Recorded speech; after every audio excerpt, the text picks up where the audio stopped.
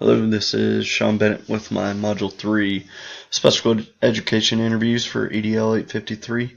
I want to apologize for getting this out so late between my schedule and my principal and special education teacher and the parents' schedules. It was tough to get all this together. So better late than never, I guess. Start right in. First question, talked about the child find procedures. My administrator, Mr. Hammer, talked about the screening days that the school has. And there's 5 of them throughout the year. He said that every student is screened before preschool. Our special education teacher, Mrs. Hensley, said during this process some students would be identified, some are even put on a watch list. The district uses all the speech pathologists and the itinerant staff, and they're offered 5 times a year like we talked about. And there's a couple paras that kind of helped out with the interview part for this. They talked about the preschool screening and 5 done a year as well. Second question, the most challenging aspect in regards to special education. Mr. Hammer talked about the laws and knowing all the regulations. He definitely talked about the importance of having an incredible SPED teacher and relying on them. He also talked about having an open line of communication with your director, assistant director of special education to guide you through on the tough decisions. Mrs. Hensley, she talked about having different disabilities and personalities assigned to the children, assigned to her. She's got a bunch of different disabilities grouped in one classroom, and that can kind of make it difficult to take care of the needs of all those students, which she has to do. So the paras talked about their most difficult thing would be having patience. Obviously, some of those students can be difficult at times, so just having patience with them. Most rewarding part of the job in regards to special education. Mr. Hammers talked about when they could work a problem into a workable solution with the parents and the students and all the teachers involved. Ms. Hensley talked about when the students had that aha moment. That she liked that when the parents showed that they cared and were involved, and they come in and fight for their students. She also said when teachers that work really well with their students, that's a really rewarding part of her job as well. She threw a little shout out to me during the interview part of that, said that she really appreciated the way I incorporated some of her students. I just feel like that's part of the job. I told her it was like it's part of the job and I have to do it.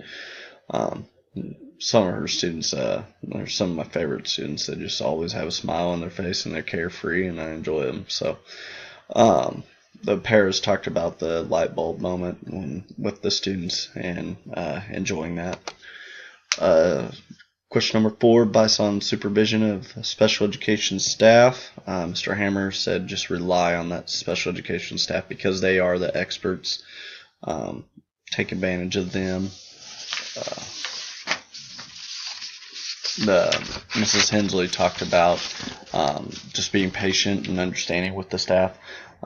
Because of budget cuts, the teachers have an increased workload, and some of those students have very elaborate programs that they have to put together. So just having patience with that, and that was kind of what the paras preached as well. Going on to the next question. Number 5, how to work effectively with parents. Mr. Hammer is pretty opinionated on this, and I tend to agree with him. He said all parents and children need to be heard, and the part that why I said all is because he really emphasized that, yes, the parents of students with the disabilities and with the IEPs and 504s have laws protecting them, and that their parents have rights, and that he thinks that all parents should be held or be heard, and that we should listen to them and let them come up with some ideas. Obviously, there's boundaries there, but if we don't open up and listen to parents and show that we have the best interest in their kids, it's going to create a pretty big friction between parents and administration, and I don't think that's the route that you really want to go. Mrs. Hensley said she has open communication with the parents. They have her email, they have her phone number. She tries to touch base at least once a week, kind of talk about what they've been doing, how things are going. And then both pairs said that they don't actually talk with any of the parents that Mrs. Hensley, their cooperating teacher, does. Question number 6, how do you work with regular education teachers?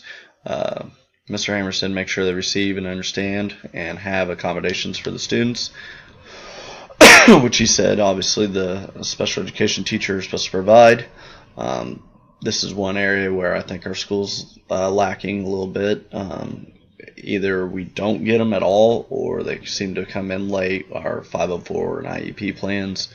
And there'll be students walking in with a pair, and I haven't gotten any documentation on it. And so I think that's just something that we need to increase. We're a smaller school, and I really think it probably should be easier. I've worked at a 6A high school. Right now I'm in a 4A middle school. I've worked at a 6A high school, and I felt like I had that information right away all the time and for every student that I needed it on. So Ms. Hensley said some teachers modify work and some get upset when they're asked to modify, which is kind of concerning to me, knowing that it's the law. We have to do these modifications for the students and give them the best education possible, and that they're not doing this. It's kind of frustrating.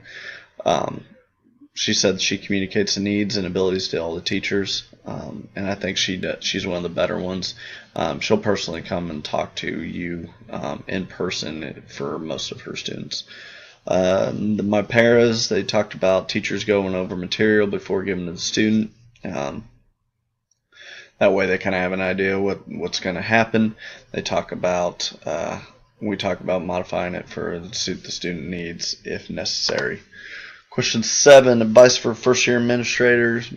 Mr. Hammer, biggest thing he said is always ask when you're unsure. Ms. Hensley said be patient. And then things she mentioned was learn about all the disabilities, which I think is kind of an important thing for us as administrators to probably put on the forefront, especially with all the laws and regulations on it. I don't think this is something that you don't want to have a pretty good knowledge on. And our paras talked about being kind, patient, and don't let the students or any of the parents of these students see you sweat if there is a kind of a big issue. Describe the role of the special education teacher and principal.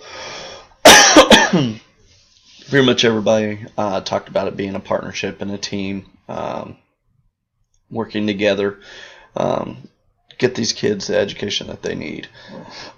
That was pretty much the biggest topic that all of them talked about. And question 9, characteristics in an aspiring administrator. Mr. Hammer said he looked for a willingness to work with all students. He said that yes, some students can be difficult, but that's part of what he enjoys about it, is because it is a challenge. It's kind of like the old saying, it'd be boring if everything was the same. Okay? So this is a challenge, and accept it. Mrs. Hensley talked about for an administrator, she'd like them to have knowledge of the disabilities, and then just get basic traits of compassion, flexibility, patience. And the paras talked about having a large heart and really caring about the student's success. Hey, I want to thank you for taking a look.